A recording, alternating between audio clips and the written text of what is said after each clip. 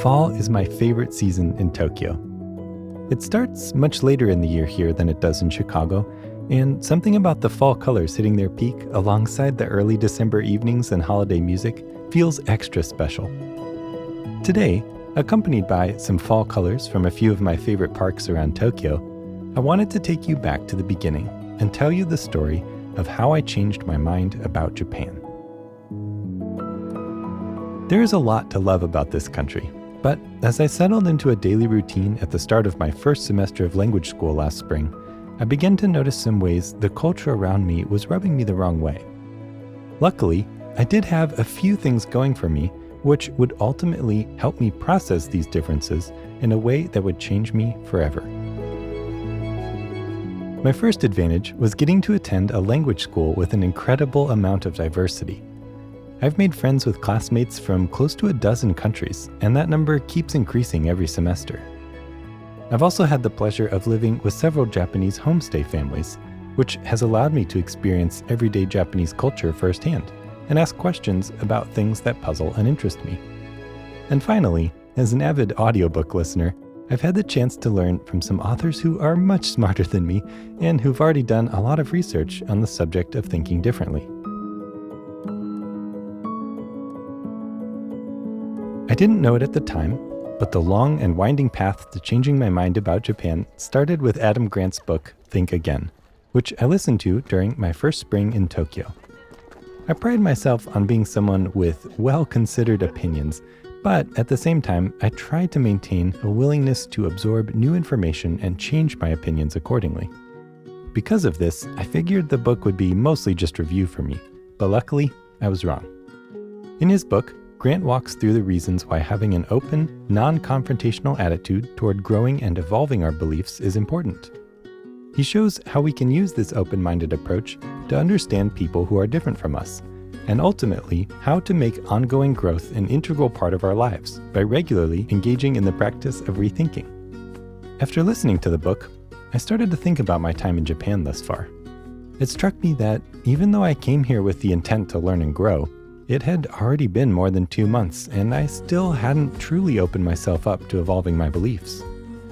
In that moment, I committed to approaching even the most striking cultural differences around me with a more open mind, seeking to learn rather than to simply confirm my own beliefs about how the world should work. My next big breakthrough came from Jonathan Haidt's book, The Righteous Mind. In his book, Haidt, a social psychologist, describes his experience studying cultures that were different from his own. Not only did his research challenge him personally to expand the way he saw the world, but it also led him to co-develop moral foundations theory. Haidt and his team identified moral pillars like caring and fairness that are shared across all world cultures, as well as others like authority, loyalty, and sanctity that are emphasized in some cultures more than others. These moral pillars help us to understand how other cultures approach the world by giving us a shared language to analyze moral systems from outside our own. For example, in a Western secular culture, there's less emphasis placed on the moral concept of sanctity, but in Japan, it dictates many daily practices that only make sense when viewed from within the Japanese moral matrix. The simplest case I can think of is when people remove their shoes before entering a private building. Many homes also have a step up from the genkan into the rest of the house, separating the unclean outside from the clean inside. People who grew up in the US might be able to understand this on a practical level. We do use the word clean to mean free from dirt or germs. But as a moral concept, it's quite different from the way we think in our everyday lives. Having the toolset of moral foundations theory helped me temporarily step outside of my own moral matrix to begin to understand concepts like sanctity from the context of Japan's moral matrix.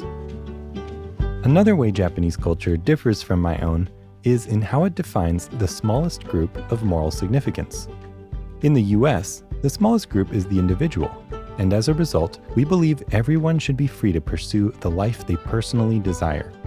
We sometimes go a step further and judge other cultures who don't seem to respect the importance of individual desires, describing them as backward or harmful to their members.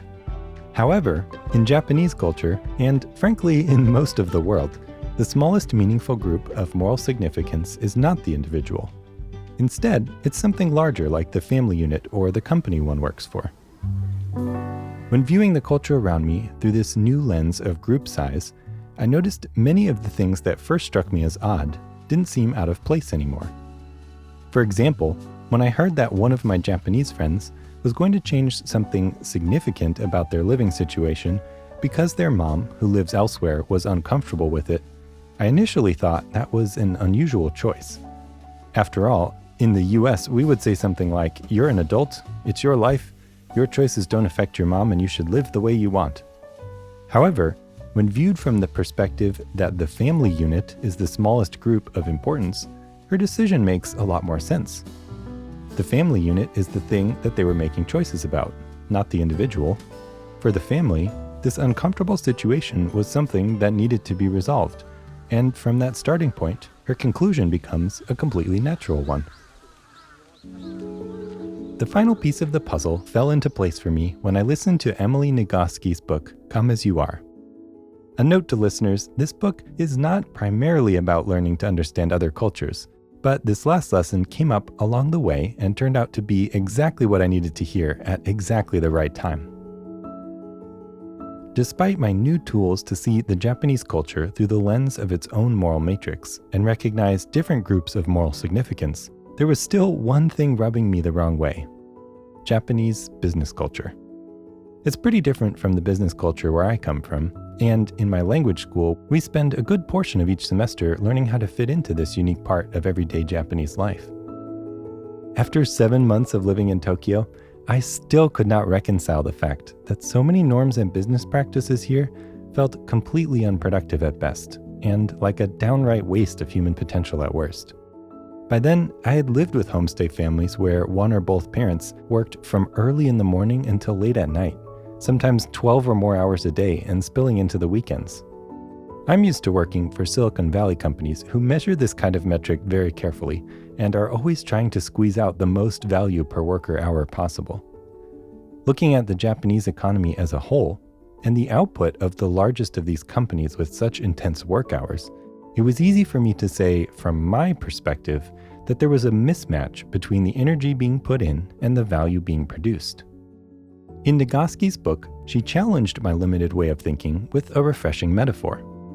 She described what was happening to me like an explorer arriving at the edge of a forest that isn't on his map. In that moment, the explorer has two choices: destroy the forest so the real world matches his map, or recognize that his map is possibly wrong. Our internal maps are drawn from cultural expectations and personal life experiences. And when I heard this metaphor, I knew immediately that I wanted to be the kind of person who is quick to recognize when my own map is wrong. It wasn't long after that I realized this lesson applied directly to my interpretation of Japanese work culture. Instead of continuing my campaign of unending exasperation with the way people here work and how different it is from my internal map of what productivity should look like, I took a step back and asked myself, what else could be going on here? My map says the point of work is to make widgets and achieve the maximum output from the input provided, whether that's worker effort or money. But what if Japanese businesses are building something different? What if what they are building is group belonging, not just widgets? If that's the case, then a lot of the things I perceived as wasteful suddenly serve an obvious purpose. For example, following a set of complex workplace procedures demonstrates commitment to the group, and working long hours together creates a powerful shared experience and fosters a feeling of shared purpose and momentum.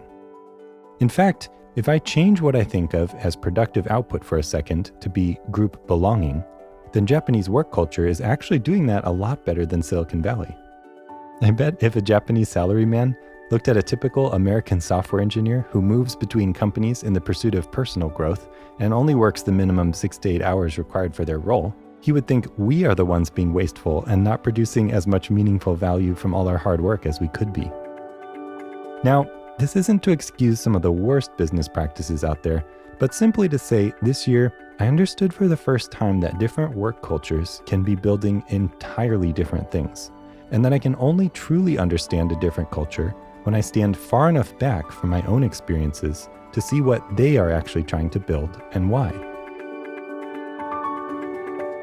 Japan has changed me in so many ways this year, and I can honestly say that I'm much happier with the way I see the world now compared to how I used to. When I look out at the world around me, instead of seeing people doing things the wrong way and thinking, if only they were better informed, they would do things the way I do, I see a world of people working their hardest to do what makes the most sense to them. They're building things that provide value to them and their groups. They're making their life choices based on the smallest group size that their culture says is valuable, and they're trying to create a better future for themselves and their groups, just like I am. With this way of thinking, the world becomes much less frightening and frustrating, and a lot more welcoming.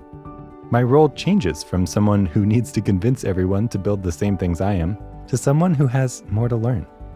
After all, everyone has something to teach me, and it's my responsibility to absorb these lessons, take the time to understand what others are trying to build, and think creatively about the ways we can work together and create a future in which we can all thrive. All maps are eventually wrong, and I want to be the kind of explorer who is unafraid of changing his map, who seeks out those new forests and gladly redraws the landscape over and over as many times as I need to. Thanks for joining me today. I look forward to seeing you next time.